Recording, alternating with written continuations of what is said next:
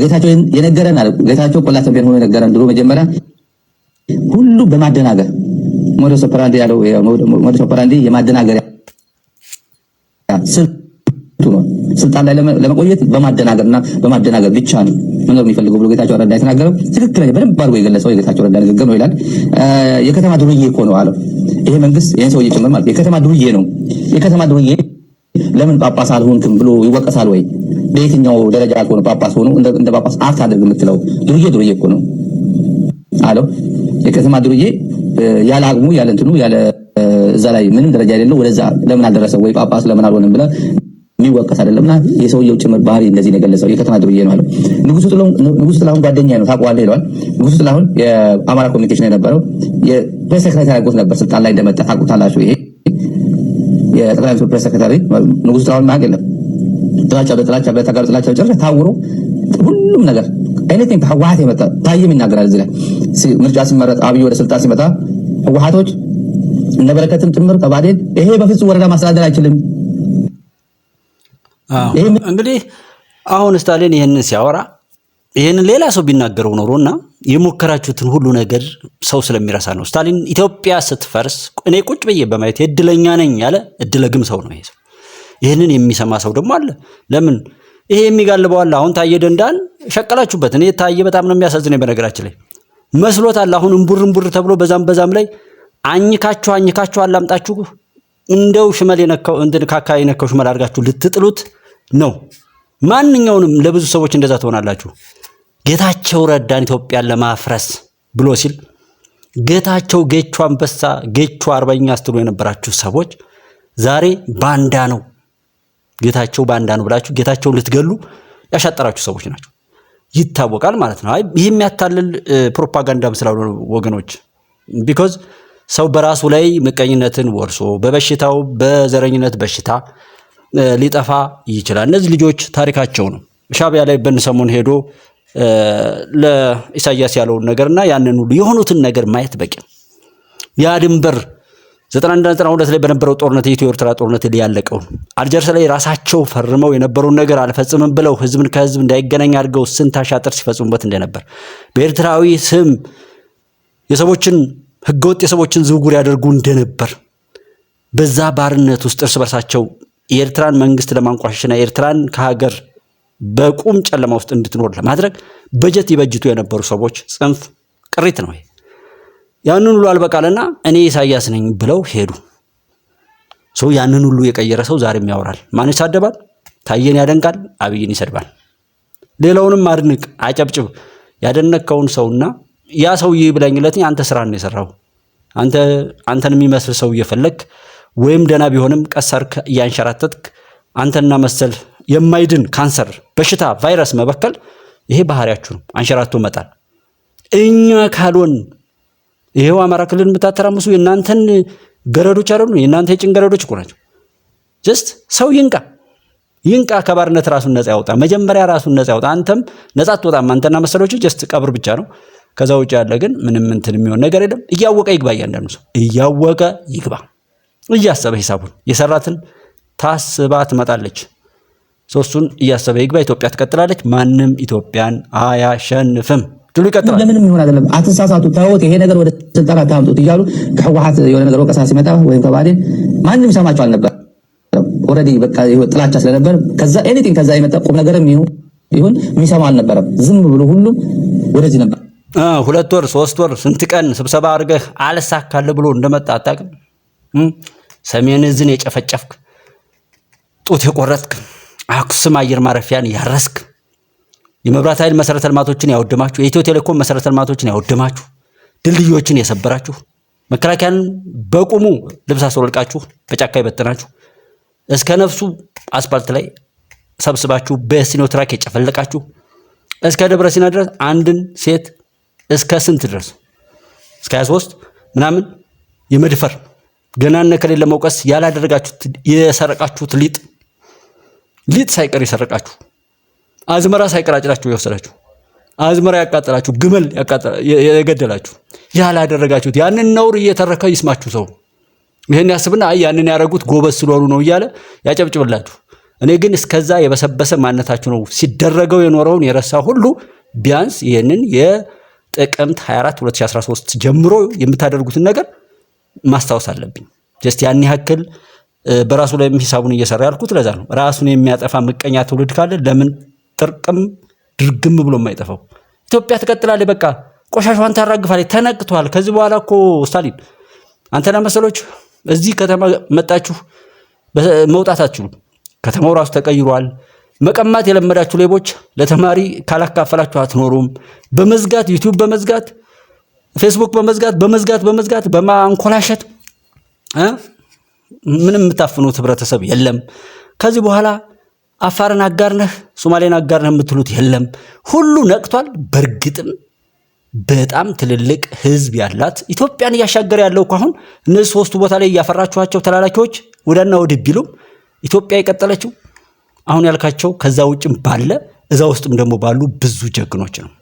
ለምሳሌ የትግራይ ውስጥ ያለው ብዙ በሽታ እኮ እያራገፉ ያሉ የትግራዊ ልጆች አሉ፣ ቅንነት ያላቸው የፈጣሪ በረከት ያልተለያቸው።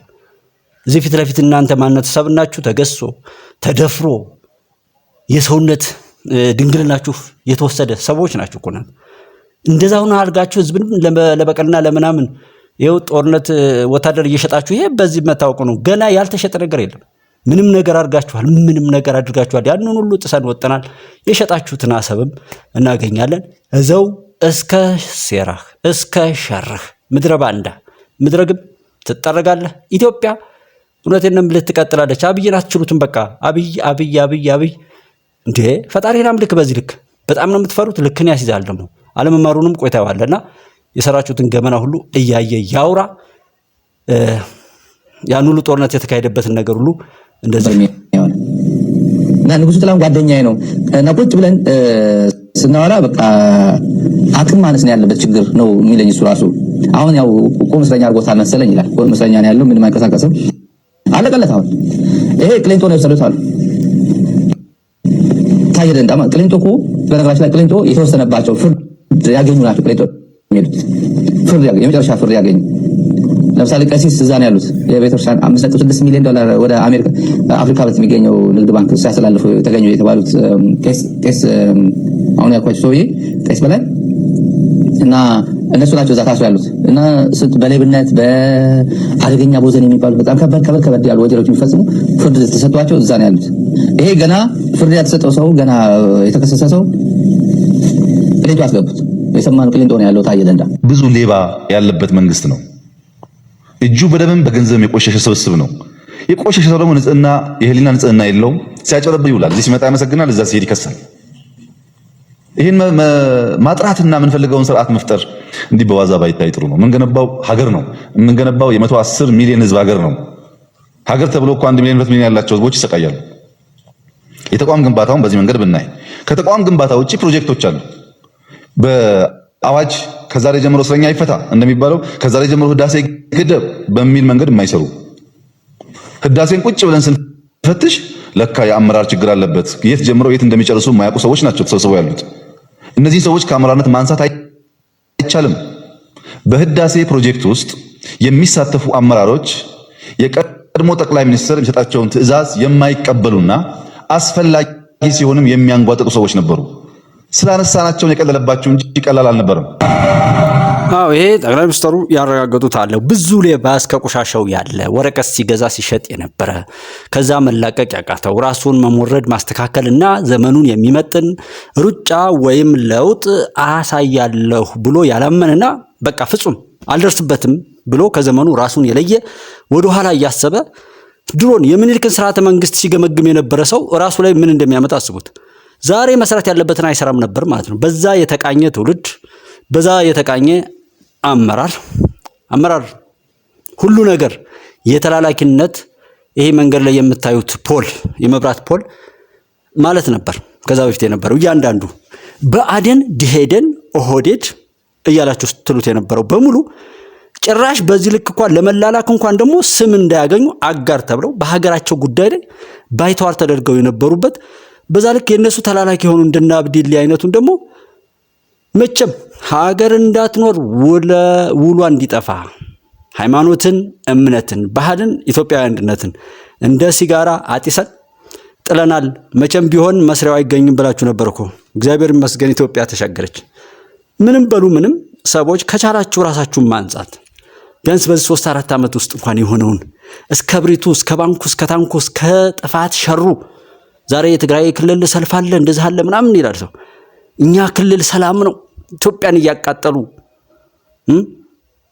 የኛ ክልል ሰላም ነው ሲሉ የነበሩ ሰዎች ያንን ክልሉን ኃጢአታቸውን አዋርሰው ብዙ ጥፋት አደረሱ።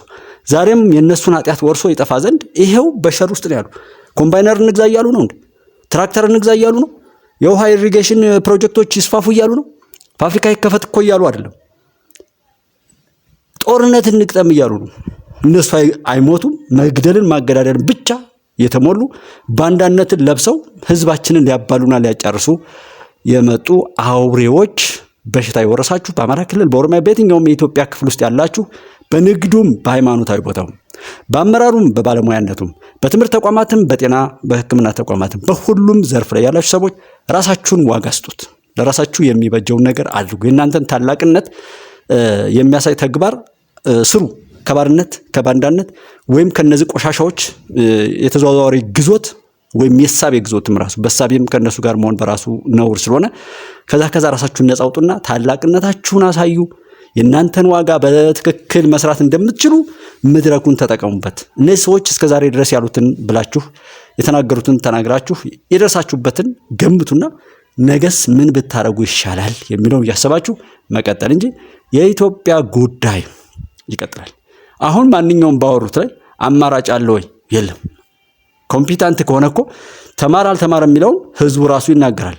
እነሱ እንደተማረ ቢያወሩ ዛሬ ላይ እንኳን በዚህ መልኩ ይህን ጉዳይ መሄድ ለምሳሌ መከላከያን ጠባቂ ነው ብለ ሊወጥ የሀገራዊ ስምሪቱን አምባገነቱን እነሱ ጻፉትና ስንቶችን ሲያስሩበት ሲገዘግዙበት የነበረውን ህገ መንግስት ራሳቸው ሽረው ሀገራዊ መንግስቱ ላይ የመጣውን ባለስልጣን ኦሮሞ ክልል ላይ ስለተፈጠረ በዛ ልክ ጅል በዛ ልክ ቆሻሻ በዛ ልክ ባንዳነት መሆናቸውን በግልጽ አሳይቷል። አይሄድም ብለው ካቆዩ በኋላ አታለው መርዘው ገለው ልብሱን አስወልቀው በጫካ ከተው አስከሬን ሰብስበው ጨፍረው ኢትዮጵያን ለማፍረስ ሲወል ድረስ እንሄዳለን የሚል አዋጅ ነግረው ተናግረው ያ ሁሉ አልሳካ ብሎ ያንን ሁሉ አልፈን ዛሬ አሰብ ደርሰን ዛሬ ላይም እንደዛ ይላሉ። እነሱ ልክ ናቸው።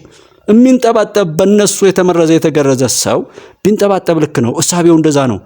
ከዘመኑ ጋር መራመድ እንደማይችል ተስፋ የቆረጠ ሌባ ሁሉ እጅ የቆሸሸ ሁሉ በፍትህ መካከል መጓዝ የማይችል ሁሉ በብርሃን መራመድ የማይችል ሁሉ በጨለማ ብቻ የሚኖር ሁሉ በእነሱ ይጋዛል ይሄዳል።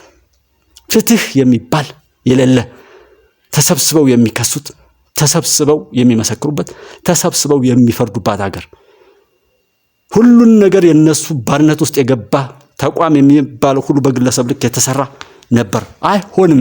እኔን የሚመስሉ የጉባኤ ኢትዮጵያ ዩቲዩብ ቻናል ቤተሰቦች የምንሰራው ኢትዮጵያ እንደ ኢትዮጵያነቷ የሚመጥናትን መሪ እንድታገኝ የሚመጥናትን አንድነት ወቅቱን የጠበቀ ማንኛውንም ከዓለም ገጸ በረከቶች እንድታገኝ የሚያስችል አቋም መገንባት ላይ ነው የምንሰራው።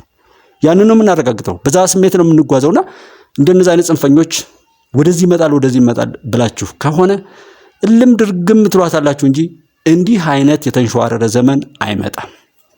በዓለም ላይም ያለው ሁሉ ነገር ተቀይሯል። ማንም ወደ ነበረበት የሚመጣበት የለም።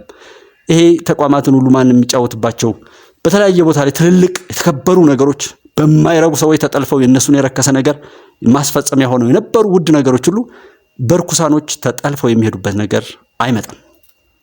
ቁርጥ ወቁ። በቃ ወይ ተስተካከሉ ወይ ተጠፋላችሁ። ይሄን አውቃችሁ ግቡት እንጂ ከዚህ ጋር የምትጨፍሩ ሰዎች ይሄንን እዚህ ጋር ከመማገጣችሁና ከመልከስከሳችሁ ይልቅ ራሳችሁ ሊጠቅም በሚችል ጉዳይ ላይ ብታውሉ ዘመኑን የሚመጥን ዕውቀትና አደረጃጀት አካሄድ ብትሄዱ ይጠቅማችኋልና ኢትዮጵያ ትቀጥላለች። እውነቴን ነው የምላችሁ፣ ኢትዮጵያ ትቀጥላለች። እውነት ፍትህ ያሸንፋል። ውሸት፣ ቆሻሻ፣ ባንዳነት፣ የረከሱ ነገሮች በሙሉ አይደለም ከኢትዮጵያ ምድር ከዓለማችን ላይ ይጠፋሉ። እሱን እኔ አረጋግጥላችኋለሁ። ፈጣሪ እንደሚያደርገው እርግጠኛ ስለሆንኩ ነው። ጉልበታም ነኝ ገላይ ነኝ የምትሉ ይሄ አሁንም ባለው ጦርነት ላይ አይጠቅምም መገዳደል። ገላጋይ አልባ ዓለም ላይ ነው ያለው። ሁሉም ጦር አቀባይ እንጂ እስኪያቆሙ ተነጋገሩ የሚል አላየህም። ስለዚህ በዘመን ቆሞ ጠብቀኝ ይዘህ ቆመ ቀር ሆንክ መገዳደልን መባላትን ዋና አማራጭ ያደረክ የገዳይ ቡድን አይሳካም፣ አልተሳክቶም። ኢትዮጵያ በድል ትቀጥላለች። ኢትዮጵያ ታበጽሕዋ በእግዚአብሔር። አመሰግናለሁ። ተባረኩ። አብራችሁኝ የነበራችሁ እህት ወንድሞች ሁሉ